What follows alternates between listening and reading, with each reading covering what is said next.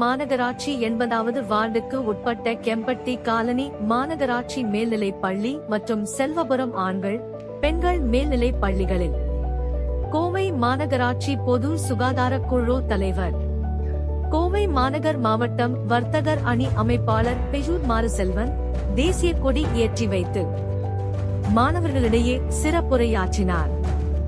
மேலும் பள்ளிகளில் மாணவ மாணவிகளின் கலை நிகழ்ச்சிகள் நடைபெற்றதை தொடர்ந்து விளையாட்டுப் போட்டிகளில் வெற்றி பெற்ற மாணவ மாணவிகளுக்கு பரிசுகள் வழங்கினார்.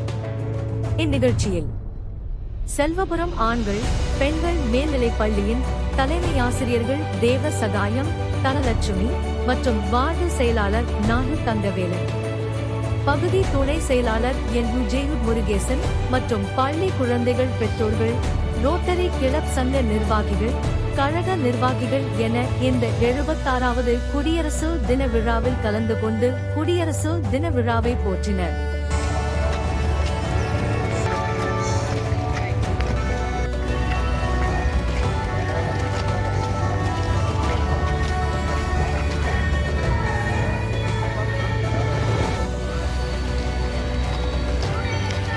நமது தேசிய கொடியை ஏற்றி தருமாறு அன்புடன் அழைக்கிறோம், வரவேற்கிறோம். அவர்களுடன் வந்துள்ள அனைவரையும் வருக வருக வருக வருக வருக என நமது பள்ளியின் சார்பாக